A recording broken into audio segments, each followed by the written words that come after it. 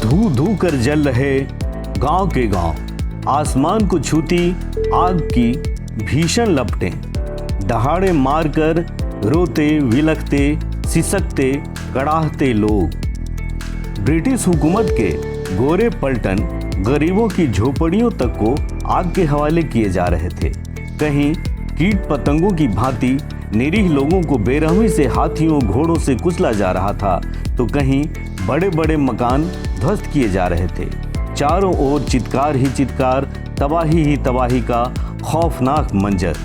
कहीं बेबस माताओं की कोख सूनी की जा रही थी, तो कहीं सुहागन के माथे पे अंगारे भरे जा रहे थे।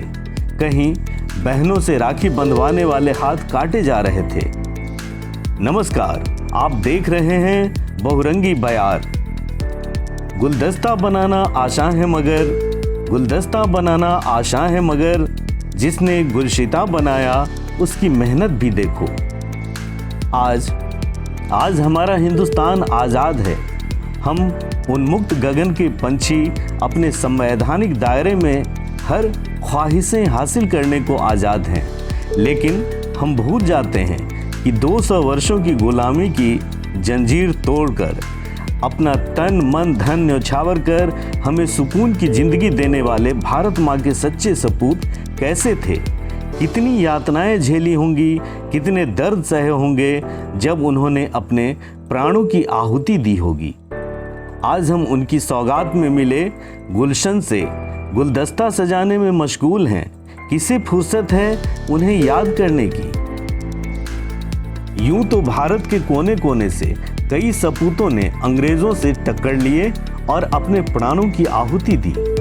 इनमें कुछ तो याद रहे, मगर लाखों को हमने भुला दिए, जिनकी छोटी सी भी भूमिका बड़े अंजाम को मुकाम तक पहुंचाने में भगत सिंह, चंद्रशेखर आज़ाद से कम नहीं थी।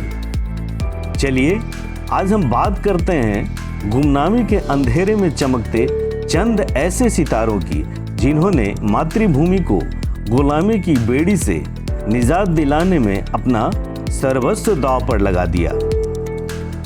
वर्तमान मधुबनी जिला अंतर्गत राजा मल्लदेव का भिट्ठ या राजा भगवान सिंह का भगवानपुर, एक प्राचीन ऐतिहासिक राजधानी भीठ भगवानपुर, स्वतंत्रता संग्राम के वीर योद्धाओं को याद कर आज भी गौरवान्वित होते हैं यहाँ के लोग। आज भी बड़े बुजुर्ग उन वीर सपूतों की गौरव गाथाएं अपने बच्चों को सुनाते नहीं थकते। इन क्रांति वीरों में कुमार उदित नारायण सिंह, कुमार चतुर नारायण सिंह, बाबू दुर्गा नारायण सिंह, बाबू लक्ष्मी नारायण सिंह, बाबू महावीर प्रसाद सिंह, बाबू जगदीश प्रसाद सिंह, बाबू मुरली प्रसाद सिंह, बाबू सियाशरण प्रसाद सिंह एवं बाबू युगल किशोर दास आदि चिर स्मरणीय हैं। सन 1857 भीठ भगवानपुर नरेश राजा धर्म नारायण सिंह के पुत्र कुमार उदित नारायण सिंह एवं कुमार चतुर नारायण सिंह उर्फ बच्चा बाबू ने जगदीशपुर के कुंवर सिंह के साथ क्रांतिकारियों की जांबाज संगठन स्थापित कर नीलहे साहबों को पीटा और उनका राज्य प्रभाव अपने क्षेत्र से हटाकर उन्हें खदेड़ दिया। इन्हीं के दयाल दुर्गापुर नरेश के स्वाधीनता अभियान में कई अंग्रेज मारे गए। कुछ दिनों बाद उदित नारायण सिंह एवं चतुर नारायण सिंह दोनों राजकुमार अंग्रेजों के हत्थे चढ़े और 6 महीने कठोर कारावास की सजा पाकर मुक्त हुए। पुनः जगदीशपुर के अमर सिंह और उनके जांबाज सैकड़ों साथियों के साथ नेपाल की तराई में भूमिगत रहकर संगठन को मजबूत किया और ब्रिटिश विरोधी संग्राम को गति देते रहे। अमर सिंह की गिरफ्तारी के बाद उनके कई योद्धा इन राजकुमारों के साथ रहे। इनमें आजमगढ़ के अच्छेवर सिंह जैसे कई योद्धा आजीवन भीठ भगवानपुर में ही रहे। आपको बता दें, उदित नारायण सिंह ने राज सिंहासन संभालते ही विदेशी नमक का बहिष्कार कर नोनिया समुदाय को बसाया और स्वदेशी नमक उत्पादन आरंभ कराए। आज ही साथ ही बुनकरों को बसाकर स्वदेशी खादी वस्त्रों का उत्पादन आरंभ करवाया। अब हम बात करेंगे सन 1942 की। इसी राजवंश के कुमार चतुर नारायण सिंह के पौत्र बाबू दुर्गा नारायण सिंह स्वतंत्रता आंदोलन में सक्रिय भूमिका में थे। इनके छोटे भाई विश्व प्रसिद्ध अर्थशास्त्री उस वक्त मधेपुर स्कूल में अध्ययनरत थे। एक दिन उन्होंने दारोगा द्वारा एक गरीब किसान को पेड़ से उल्टा लटकाकर दरिंदगी से पीटते हुए देखा।